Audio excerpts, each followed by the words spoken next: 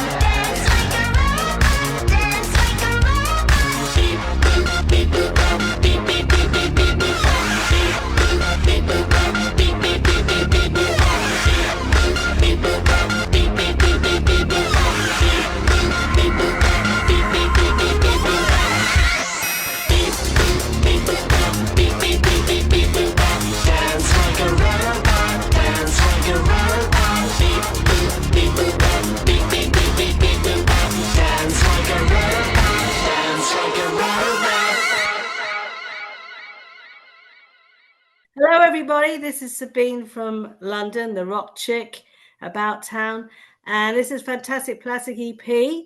Today we have Beau Bowen on the show, and we're promoting their new song, Dance Like a Robot. So Plastic EP is feeling a little hoarse today, so I'm going to be taking the lead, and he'll filter a few questions through, and let's go. Yeah, my voice is like Mr. Ed, the TV show, horses are horse, of course, of course. Now, guys, welcome to the show, and I want to say we love this song, right? Tell us about the song, how you came up with the idea, how you wrote it, and how long did it take to get it together and record it and release it? Well, I would say when we're in the flow, music writing is the easy part. It doesn't take long at all. The music just comes to us like that. But of course, when you're getting the final nuances together, the producing, because we also produce our own records as well, that takes a little bit of time, because you're wanting to get it to the greatest level that you can production-wise. So music side of things is easy, and the concepts behind it. Well, we wanted to have something simple and quirky that would really just hit and land with people. Yeah, and I'd say as well, touching on sort of, certainly for me, when I go into my creative space, and we've discussed this before, we kind of go into, the sort of the most innocent part of you, that childlike state. So for me, what would a robot be in my imagination? And therefore, we started talking about the concepts and creating dances and costumes. So an organic version of what a robot is, Well, I got to say, I know a few robots in my life, but don't worry about that. The other thing I want to say is, I want to ask you if you've heard of these Australian songs from the past, right? Now, there was a band called My Sex, and they had a song called Computer Games. Have you heard of that song? I don't think I have, to be honest. Right. It rings a bell. If I hear it, I probably know it. I mean, all right. I want you to go to YouTube and check that one out just for yourselves. And also, there's another song, right, Look it up. It's called pop music, okay? Look it up. It's spelled different. Listen to those two hits, right? Because I think that's right up your vein. Now, who plays drums and who plays guitar? Who does what?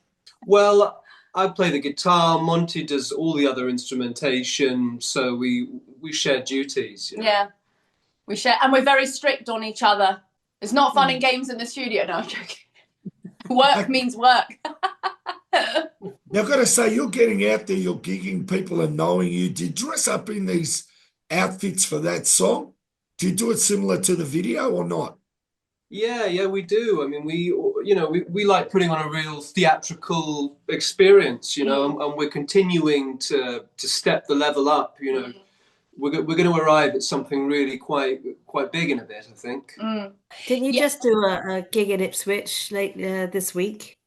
Yeah, just this weekend gone, we did at the Smokehouse. It was really fantastic. And also we were in Sheffield. We were in Sheffield the day before, so Friday and Saturday, as part of our April Out of This World rock show tour. Right. So are you based up there then?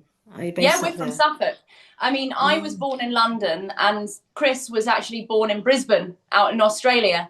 So it's a connection going on here from London to Australia. Absolutely. That's amazing that you're Australian because I didn't pick it. That's great. Yeah, little secret. There's a vibe. There's a vibe going on here. You know what I mean? There's an Aussie connection, yeah. There's an Aussie connection, definitely. Yeah. Your followers, I mean, you must have a great following already. So what was it like at these two gigs then? I mean, was it like full on, full house, as you'd expect? Yeah, so the Smokehouse is a gorgeous kind of slightly smaller, intimate venue, and we had lots of friends and fans come along.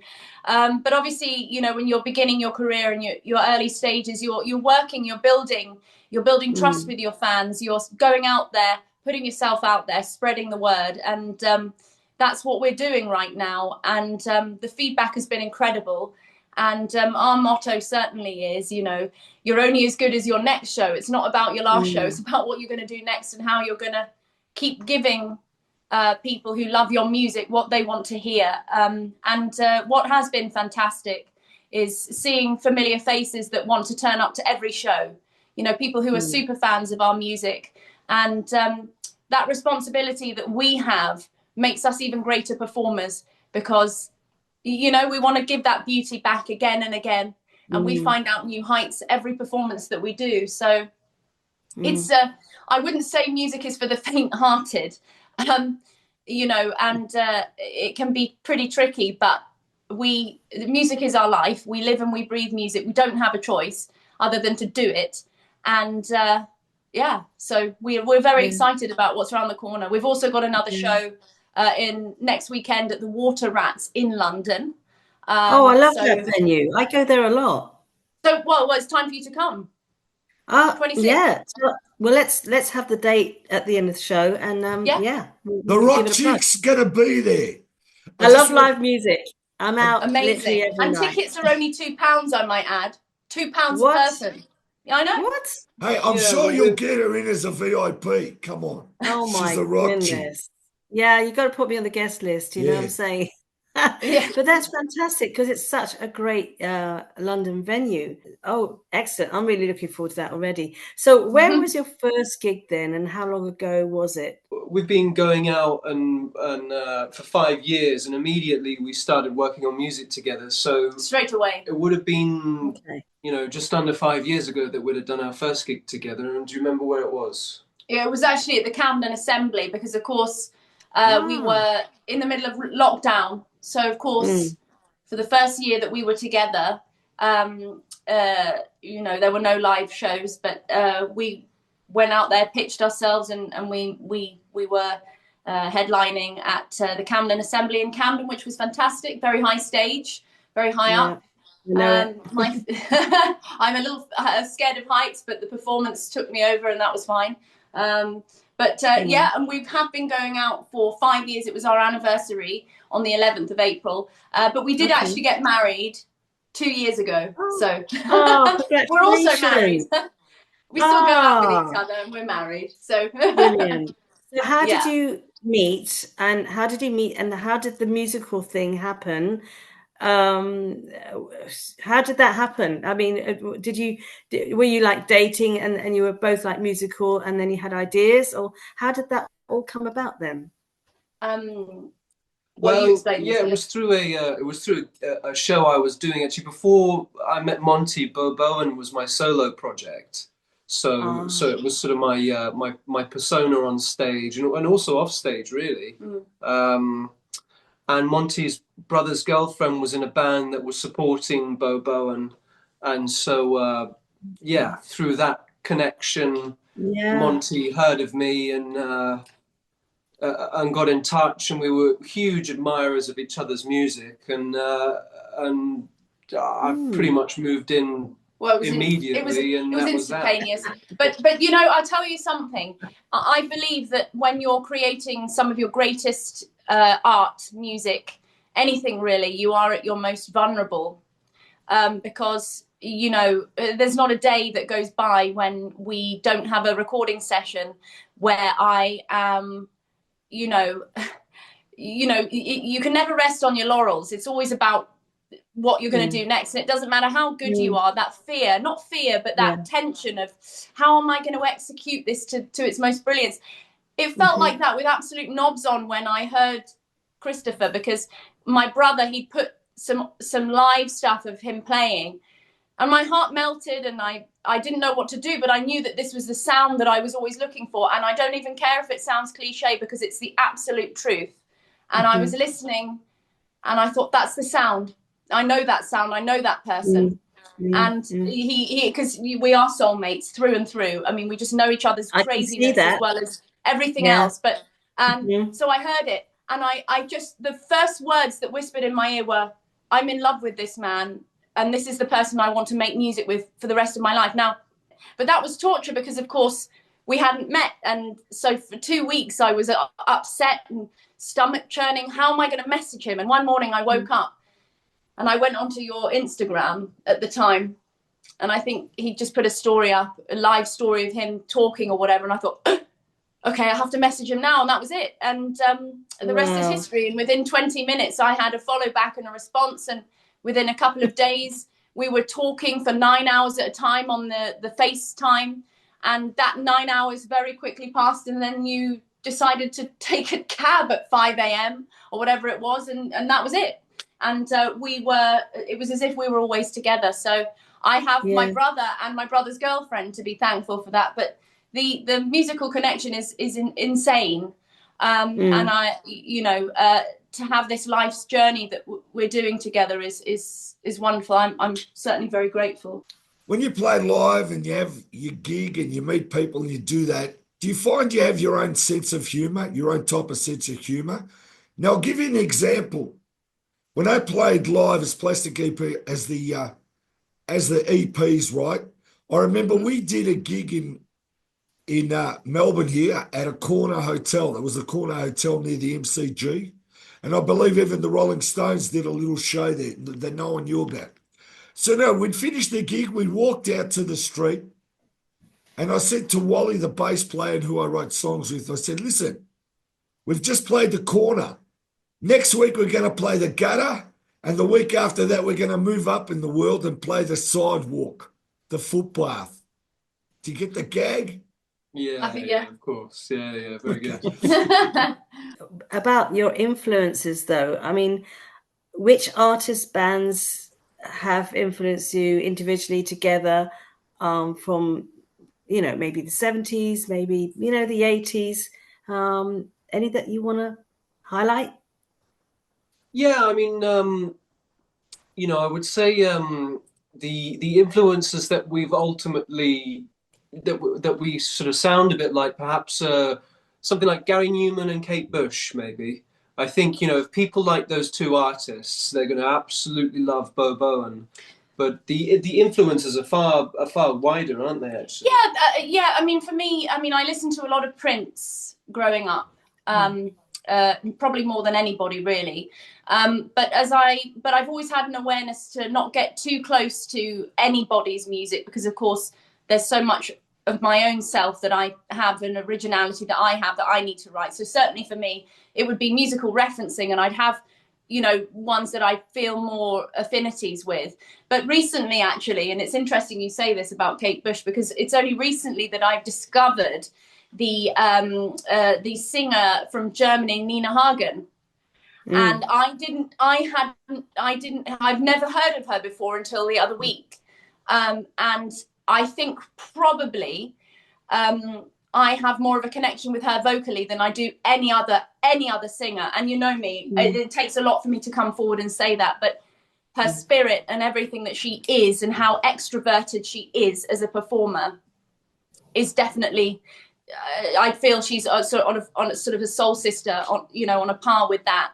And that's been a new discovery for me, and I'm incredibly grateful for it. I think she probably trumps for me in terms of my musical connection. And I don't know if how you feel as well about, you know, with the guitar, as I say, and I'm not just saying this because he's my husband, but truly, if you want to just hear the most exceptional player in the world, you've just got to listen to Chris, because I'm also a classical composer, and I've grown up with guitarists in the whole of my family. So my father's a guitarist, my uncle, my brother, loads of other people. But I was always searching for that sound that I never found, even with some of the greats. I never found, there were these great ideas, but I never found that complete sound. So we also, just to put it out there as well, we've got a whole breadth of other work that we write, being multi-instrumental, multi-genre composers. It's not just what you hear. There's more strings to our bow, and you know, for me, being able to write sort of operatic, lyrical guitar music for Christopher's playing has been an incredible inspiration. And from that, actually, I'll just say we came up with a new guitar concept. So you've probably seen it, the Spark guitar, which Christopher came up with the design, and then we refined it together. And it's all to do with what it's all to do with what I have been writing for him on the guitar, and then creating the components that we needed in able to access the amount of music that's playable within the actual guitar's range. So that's it. Yeah, we wanted to design very an instrument. unique. Well, I'm just blown away now, because I didn't expect that. And you know, and thank you for saying that, but I'll tell you something else. Never allow anybody to tell you that you can't do something. That's another thing I want to say, because you know, naturally people are pigeonholed, and often people will say, you know, oh, well, so what genre are you? Where can I place you? Who can I, you know? And for people who aren't necessarily musical, of course, you know, they need to be able to identify, they need to feel, they need to know where they can put you, which is fine. So right now, we sort of go under sort of the term alt pop, alt rock. However, that's not just us. That's not just what we do. And I'm fine to go under that. I'm fine to go under that label right now. But things will change. And I'll just say this to everybody out there, that you can be pigeonholed if that's what needs to happen for you to get somewhere. But don't ever let anybody tell you that you can't do something, that you can't write in all genres of music if that's where your talents lie, because you actually can. And we've started incorporating all sorts of different genres of music within our live show. So actually, you will be able to come and hear on April the 26th a huge new guitar work called On a Soft Bed I Burn that CJ has been premiering in this tour.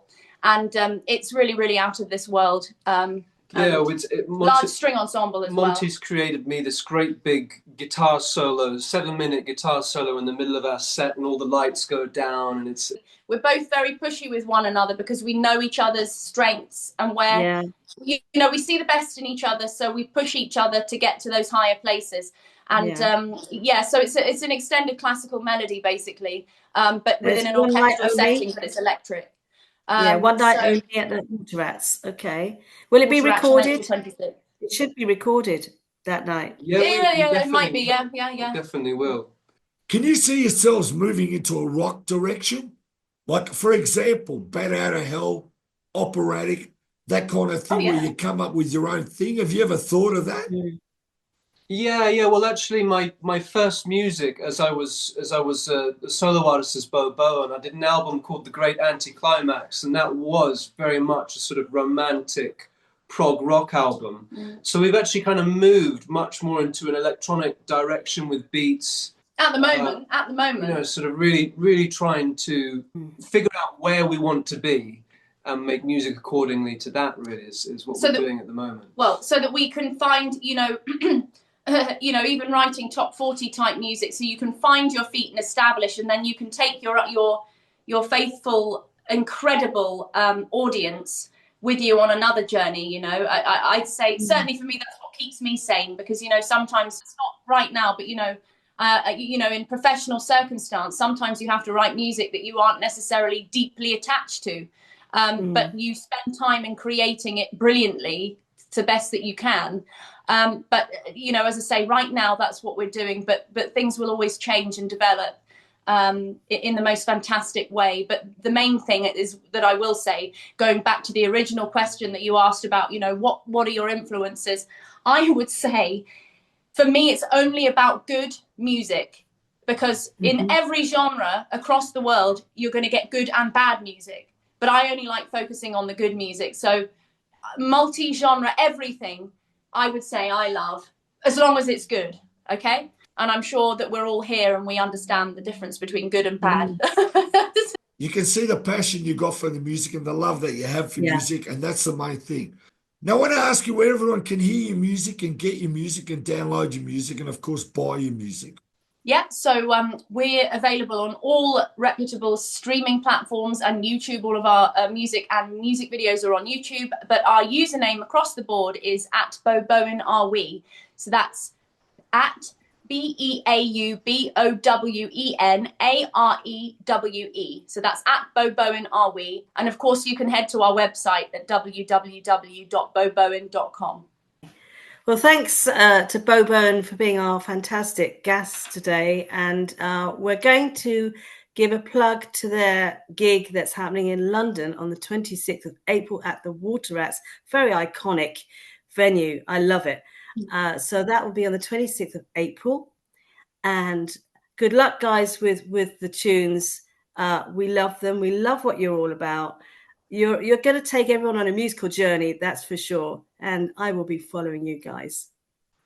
Thank you very much, Plastic EP, and thank you very much, Sabine. This next song you're going to hear is Hits Different by Beau Bowen.